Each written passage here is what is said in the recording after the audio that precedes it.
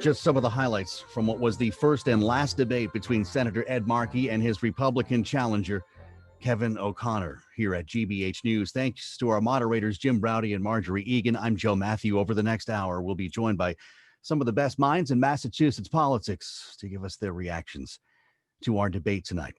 I'm joining you tonight from inside Studio 6 at GBH News, just across the building from the debate hall. Our panel tonight will join us via Zoom, along with several hundred listeners and viewers who registered to join us in our virtual studio. Welcome to all of you.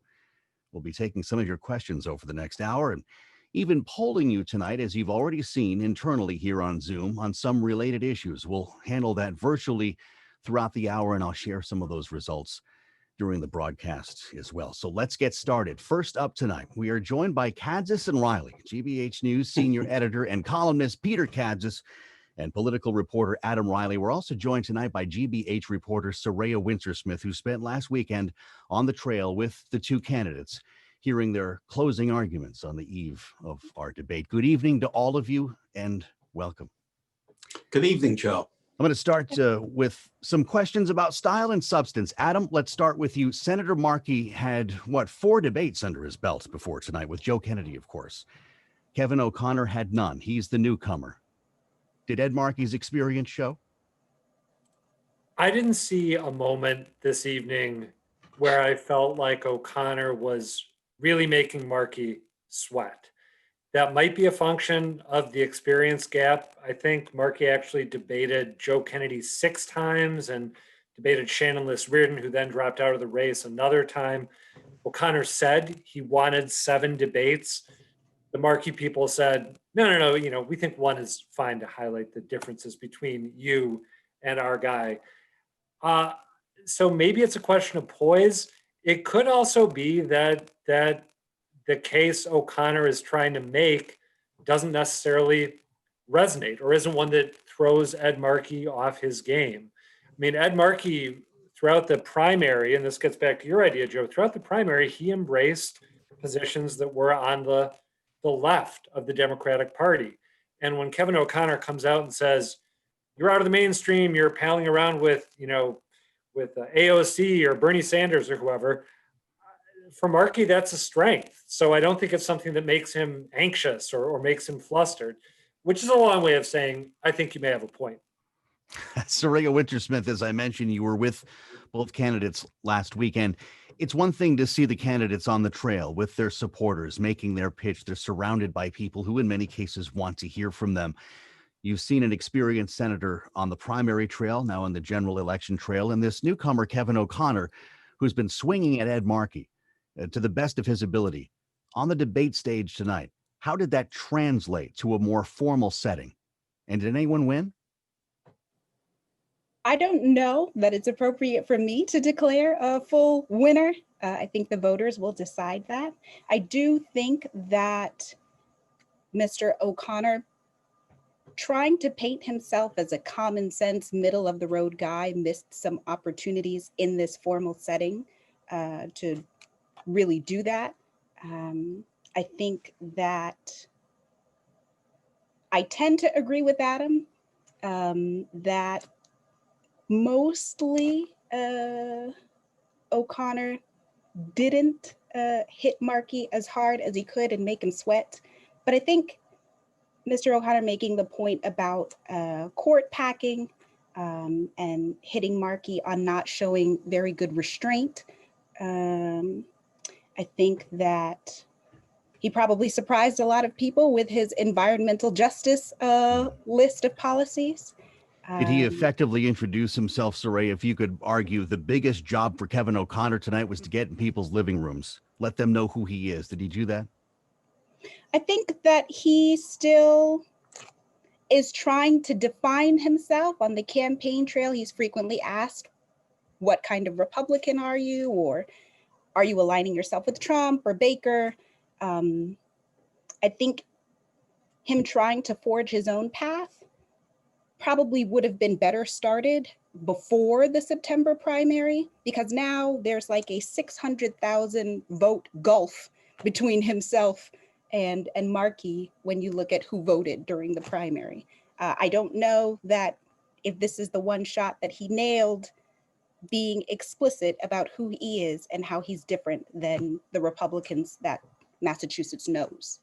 Peter Kadzis, you've been covering Ed Markey for a long time. He's been on Capitol Hill for more than 40 years. He's found himself in some of the toughest races of his career, arguably pretty late in his career, having just come through a pretty intense primary campaign, of course, with a decisive victory for Ed Markey. Was that the election? Was it the primary election? Or is this exercise about more than vetting issues tonight? Well, it's a real mismatch. You've got Ed Markey on stage after besting a Kennedy in Massachusetts. It's like, you know, if Ted Williams played another season after, hitting over 400, O'Connor's got a thankless job. Markey merely had to continue being Markey, which he did very well. And by the way, that is a person who was very much more to the left than many in Massachusetts. But let's not forget, Massachusetts is, very friendly to Bernie Sanders. It's arguable that AOC's endorsement put him over the top. I have no problem saying that Markey won. O'Connor has two huge problems, and their names are Donald Trump and Mitch McConnell. You listen to O'Connor talk about Senator Markey being outside of the mainstream, but you can't clobber Senator Markey with Joe Biden. All you have to do is whisper Trump or whisper McConnell, and anyone associated with them is statewide a dead duck. Listen, I learned some very interesting things about O'Connor today. The fact that he thought we should have stayed in the Paris Climate Accords. He has a moderate but sensible position, on some environmental matters. The fact that he wants to retain pre-existing conditions, those are all good things. But what stands in the way of those things? Again, two names, Trump and McConnell. There's a lot there, Adam Reilly. First of all, do you call a winner tonight? And boy, what difficult timing, frankly, for Kevin O'Connor. If this had been 1 week ago tonight, it would have been a very different conversation. Just as this debate was starting, I'm looking at Donald Trump walking out of the Walter Reed Medical Center on live TV. Yeah, telling people not to be afraid of COVID, right? Which is where the debate began, which I don't think is something that is beneficial to O'Connor, since in Massachusetts, people like what Governor Baker has done, what Mayor Walsh has done, what other elected leaders have done, and that's a very non-Trumpian approach. I'll call Markey the winner because, as Saraya pointed out, O'Connor is the one with all the ground to make up. In a presidential election year, Joe Biden is going to get way more votes than Donald Trump here in Massachusetts. It passed his prologue. Most of the people who vote for him are probably going to vote for the Democrat unless the Republican gives them a reason to shift course. And I didn't see O'Connor do that today. A point that I think both Saraya and Peter brought up, which I think is really worth emphasizing, is the impression I got watching O'Connor in this debate was that he is, in fact, a moderate Republican, a Charlie Baker kind of Republican, who has not, for the most part, been pitching himself that way in this campaign, because that's not where the Massachusetts GOP is. The Massachusetts Republican Party is the party of Donald Trump, not the party of Charlie Baker. And the press releases that I've gotten from Kevin O'Connor's campaign don't talk about his relative moderation on the environment or on gun control. They don't talk about what seemed to me to be his general acceptance of the idea of systemic racism in the criminal justice system. Even though he balked at attaching that phrase to it, I thought he went on to essentially say, yeah, systemic racism is probably real. It's my paraphrase, my interpretation. That's not the way he's run. Just one other point I would mention. Kevin O'Connor joined up with Robbie Goldstein, a physician at MGH who challenged Steve Lynch in the Democratic primary from the left. Kevin O'Connor made common cause with him to say, essentially, the state's signature requirements for getting on the ballot are inappropriate right now in the age of COVID. We need to change those signature requirements. One other candidate joined with them, and they won that case. They got the state to back down. Kevin O'Connor brought that up when I talked to him a couple of days ago for a debate preview piece as an example of his ability to work across the aisle. Mhm. He didn't bring it up tonight. He wasn't asked about it, but if you want to talk about it, you got to find a way to make the moderators let you talk about it. So I'm not sure that he's been branding himself as the kind of guy he really is. And I wonder if he wouldn't have more success if he ran as a Baker Republican rather than as a Trump supporter. Let's get to the issue that you mentioned, and I'd love to hear from you on this, Peter Kadzis, and that's COVID. It was the top issue that came up in this debate. It's top of mind for most people listening and watching tonight. They were both asked to grade, essentially, to weigh in on the response to COVID on both President Trump's behalf and Charlie Baker. Here's Kevin O'Connor. How would you grade both of them? I think the grades are both incomplete. I think that they each have done things well, and I'm sure in hindsight they would look back and do things differently. I do favor opening up safely as soon as possible. I'm very concerned about the collateral consequences of being closed. Now, Ed Markey also took his turn. First, I would give Donald Trump a complete failing grade for the way in which he's handled the coronavirus. He's been criminally negligent since January. Of course. With regard to Charlie Baker, I would say that his grade is incomplete. He's worked hard, but of course he's been hindered by the fact that Donald Trump did not provide early on the leadership, all the supplies needed. This followed a conversation, kind of a difficult conversation right at the outset about the use of masks. Jim Braude got into this with Kevin O'Connor a bit. He was photographed, I guess, in the Herald, not wearing a mask on the campaign trail. Peter Kadzis, it's hard to underscore the importance of this issue. Most people have very strong feelings about it one way or the other. Who carried the day on COVID tonight? Markey did. And I'll tell you, the deck is stacked. First of all, Markey was fairly aggressive in his criticism of Governor Baker. I say fairly aggressive because Democrats rarely speak unkindly of Baker. I think that Kevin O'Connor got off to a really terrible start when he started harping on communist China, how it's all communist China's fault. By the way, he is right. China's duplicity and their failure to deal effectively with this from the start sparked a worldwide pandemic. But once that's said, he sounded like a crazy 1950s Joe McCarthy guy going, communist China, communist China, communist China. Here's why it's a mistake. That's right out of the Donald Trump GOP playbook. It just won't play in Massachusetts. It might work in Arkansas, and it'll certainly work in certain neighborhoods in Miami, and there's large swaths of Texas it'll work. Mm-hmm. It just won't work here. It's a sliver of truth that just doesn't translate well. And I don't think that O'Connor, who had some good moments, ever really recovered from getting off on the wrong foot. Saraya Wintersmith, this is one of these issues. As I said, people are going to have feelings about it one way or the other. You're not going to get an undecided when it comes to COVID. The timing, as President Trump is walking out of Walter Reed, if you're a Republican and you're talking about COVID in Massachusetts, you're at a deficit, arguably, before the conversation begins. That's right. I think I agree with Peter. It was off to a bad start. The opening is really one of the points where O'Connor missed making a really stronger case.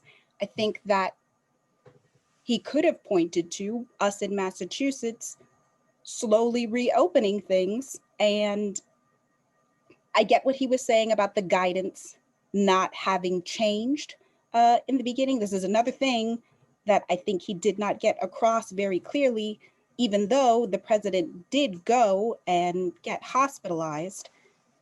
I don't think that anyone updated any of what the health guidelines were post-hospitalization. And even here in Massachusetts, we're still slowly opening up.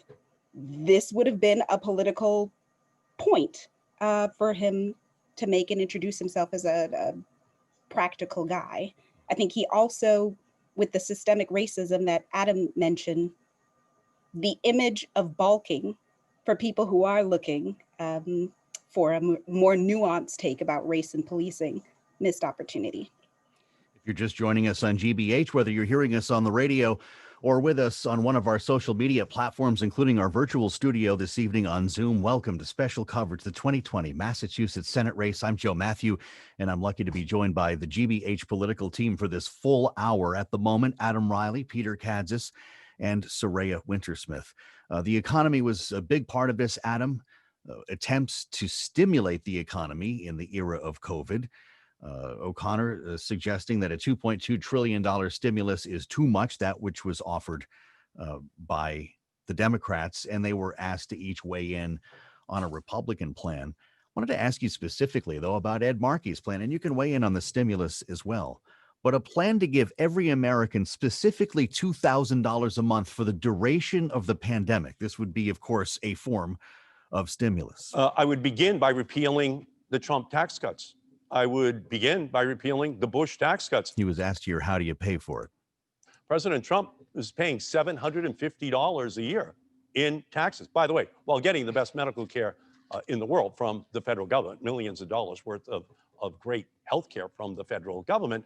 And then we can use those trillions of dollars to take care of ordinary American families who are suffering. Okay, so you have Ed Markey there on how to pay for that $2,000 payment.